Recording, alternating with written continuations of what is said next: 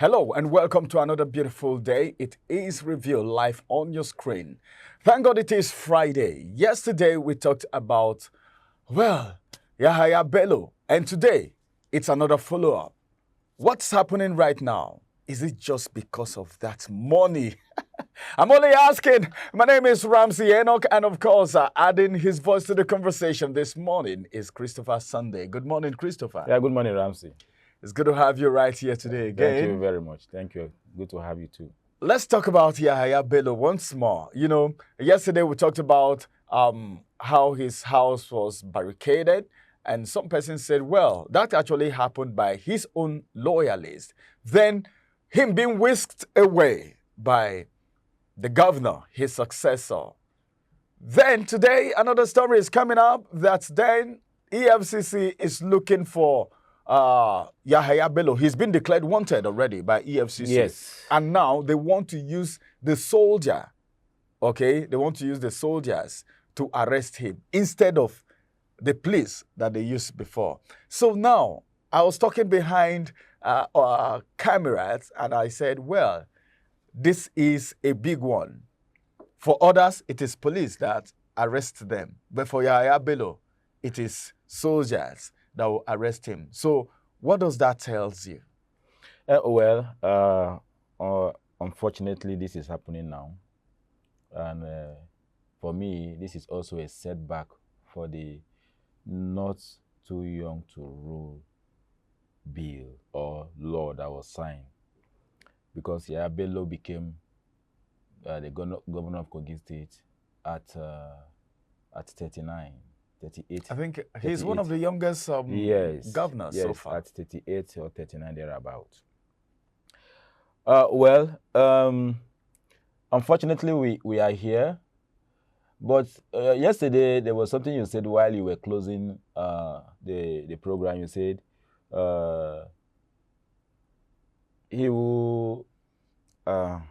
A clear conscience fears no accusation. Yeah. I'm wondering why Yahaya Bello, of all people, the lion that I used to know, is scared to answer the call or to visit EFCC for the allegations. Sometimes the lion needs to be scared. Yesterday during the program, I also advised that he should go the way of Ayofayoshe of Ekiti, former Ekiti State Governor, instead of going the way of Rocha Sokorocha. Sokorocha of Imo State. Imo State Governor, you know. If Yahaya Bello, if EFCC had brought, the warrant of arrest early in the morning, they would have remained there up until night, like it happened to Okorocha. Then they will pick him up. Then they would have entered through the roof. Yeah, because that was what happened to Rocha Sokorocha, of course. You know? Anyway is the way. Yeah. They must get him. So anyway, the truth of the matter is this. The whole thing is actually far above, or it goes beyond the 84 billion naira. Okay, yes, from my investigation. Hold your thought for a minute.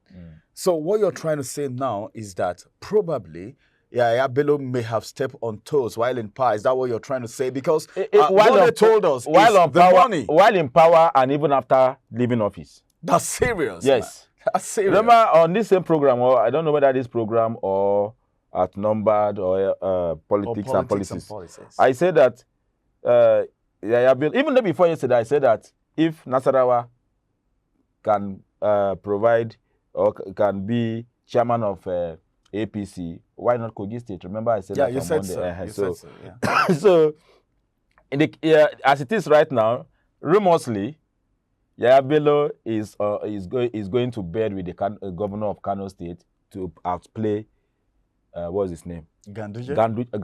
Ganduje? Yes, APC. You know, Ganduje, for me, Ganduje is more of a lion than Yahaya Bello, even. Both of them served as governors. As governors? Yes, 2-term governors. But who has more influence?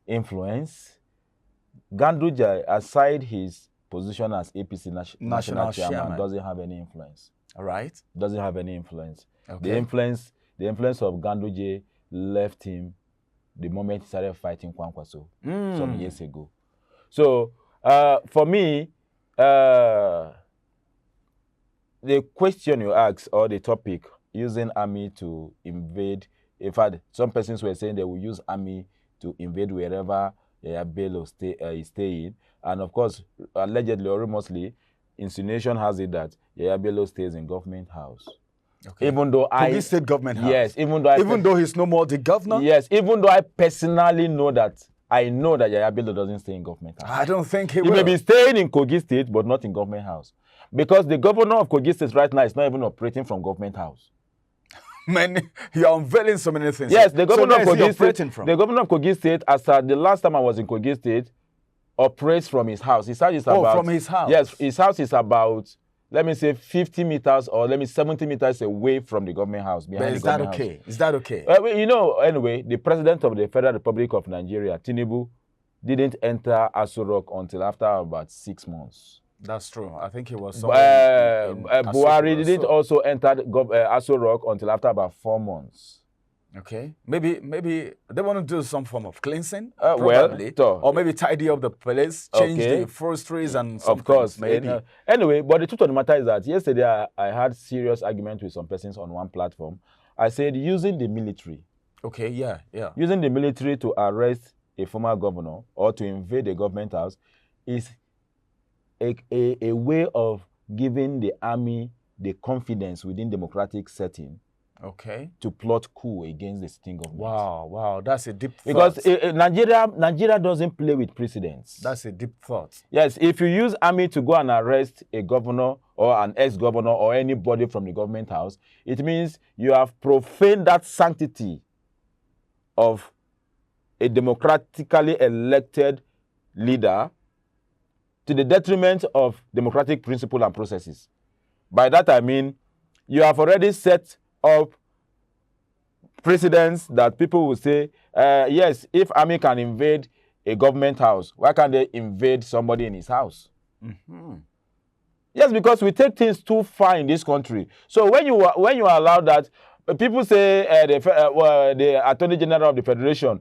I read through the statement of Attorney General of the Federation. The only thing I read there or I saw there doesn't even look like insinuating that the military should be used against or to pick Yahaya Bello. You only say that by the Constitution of the Federal Republic or by the act that established EFCC, that nobody is above the law, especially when you no longer have immunity. Yahaya Bello doesn't have immunity again as governor. He's like an ordinary person. He's like myself, me and you now, apart from the fact that he has money. Even though we are not ordinary. We are not ordinary. Yeah. We are ordinary. We are not. In the Boski.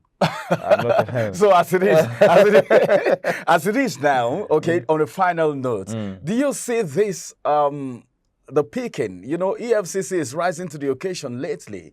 Do you see this one now as something that will serve as a deterrent to other persons so that when the immunity is there, you know how to behave? Having known that on leaving office, the EFCC may come after you. Before now, some persons insinuated that EFCC is actually a tool being used by the creme la creme, the big guns, all right? The elite of the elites, like the president called them when he was removing subsidy. Do you see this one serving as a deterrent to every other person in power? I've always said in this studio that one of the first 4 cardinal virtues is prudence. Prudence, yeah. Prudence is is one of the first 4 cardinal principles. So, in ethics, it is perceived as the lifesaver of every human endeavor.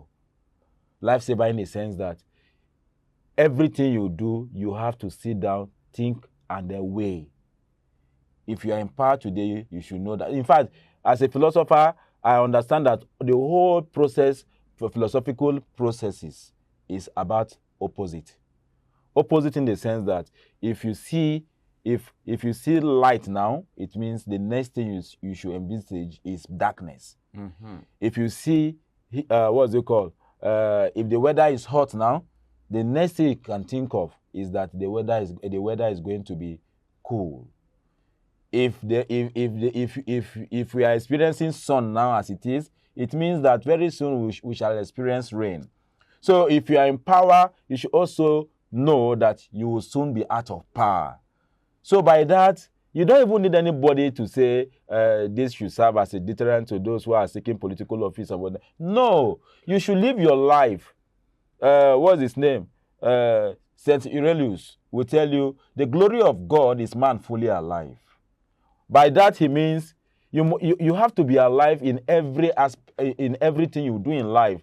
You must balance to know that you must sit to realize that if you must be a happy man, that which that which life gives to you is what you should maintain. All right. You understand? So you must balance. Life is not rosy concurrently. So you need to balance You it. must- And you need you to mu- know you that must there's balance- always a tomorrow. Yes, you and must know. everything that has a beginning Must also surely have have an an end. end. All right, thank you very much, Christopher, for adding your voice to the conversation. It's been a very wonderful moment right here. Well, this is the size of the review for this morning. But then, whatever goes up must surely come down. The law of gravity, of course. And you should know that immunity is not forever. Wherever you are right now, use that opportunity to affect lives positively, so that at the end of the day, nemesis don't catch up with you. Nemesis, they said, whether you like it or not, you can't escape it. It will come upon you